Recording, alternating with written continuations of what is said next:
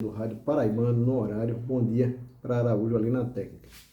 Antes de começarmos, queria mandar aqui um bom dia especial para um ouvinte, que é seu João Barbosa, pai do querido Guimarães, que fez uma ligação telefônica para a gente semana passada, dizendo do quanto admira, de quanto acompanha a nossa coluna, e também para a Jeane Costa, lá na rua Pernambuco, no bairro da Liberdade. Para os dois, dedicamos a coluna de hoje. Mas, Arimateia Souza, você acha que uma pessoa que sente dor crônica, uma pessoa que sente dor todo dia, pode ter impactos na sua saúde mental? Não sei. Todo dia também. Bom, Raíssa, se você não tem, provavelmente conhece alguém que sofre de dor crônica. Das dores. Existe uma série de doenças que provocam esse tipo de dor. Na cabeça, nas costas, nos membros inferiores, nos membros superiores, seja onde for.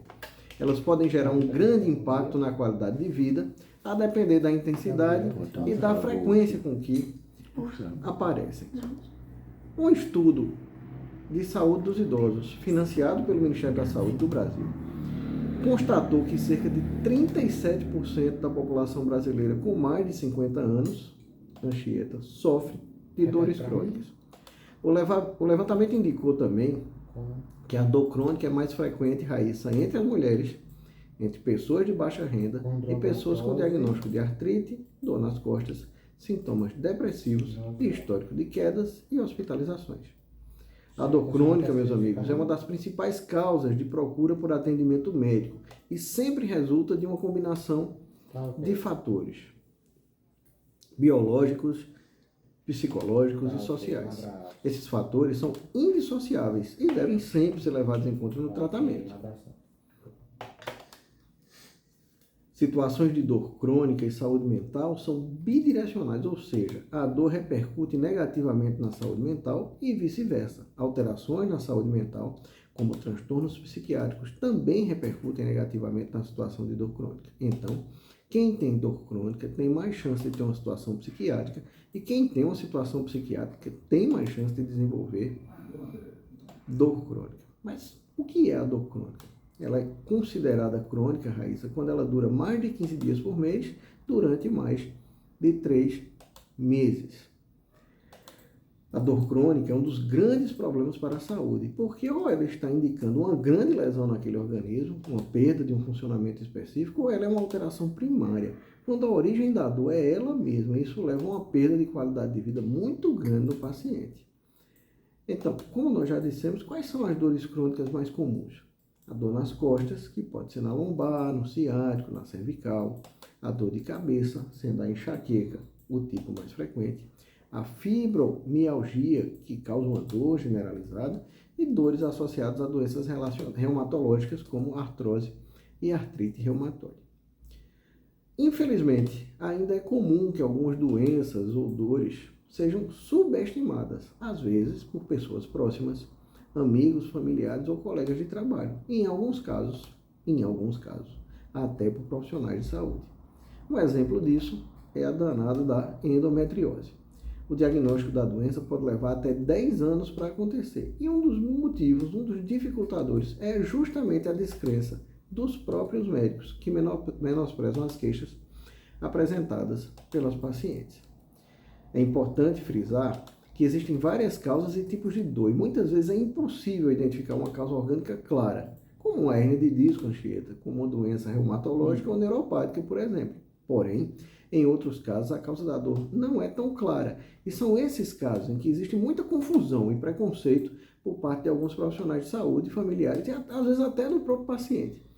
Como é possível tanta dor e perda da funcionalidade sem achar qualquer alteração no exame? Mas meus exames são todos normais e eu só vivo com dor. Quem nunca ouviu essa frase, né?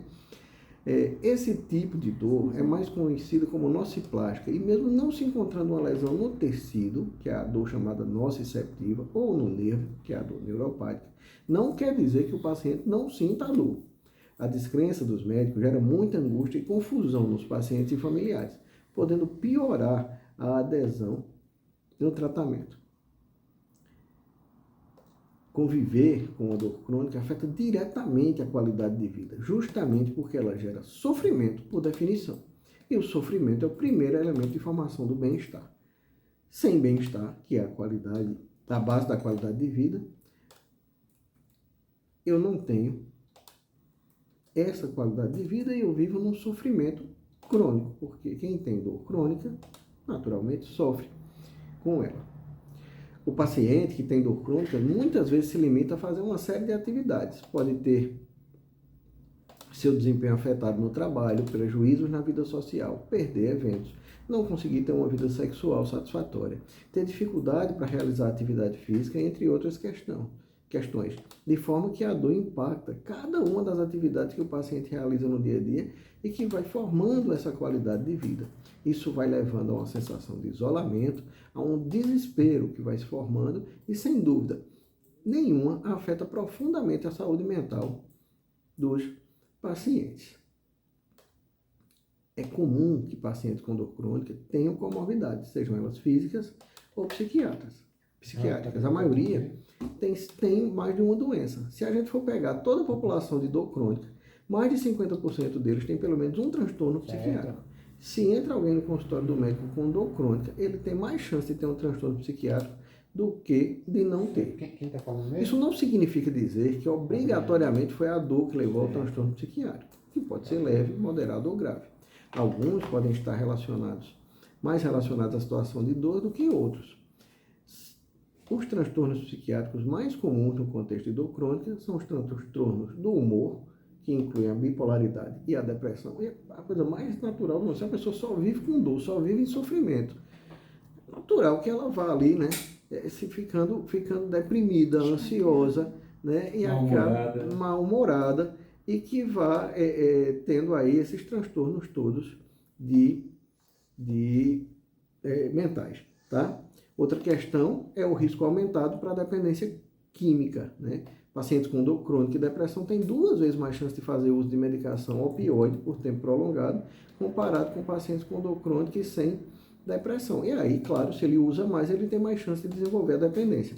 Isso se tornou, meus amigos, um problema de saúde pública nos Estados Unidos, em que o consumo de opioides, de drogas para a dor, para o tratamento da dor, se tornou uma coisa tão absurda que as pessoas começaram a desenvolver dependência e hoje você vê verdadeiras legiões de pessoas, Arimatea Souza, pelas ruas das cidades dos Estados Unidos se drogando porque o uso indiscriminado de medicação e alguma facilidade de acesso, que a gente não sabe como foi isso no Brasil, tem coisa no Brasil que funciona.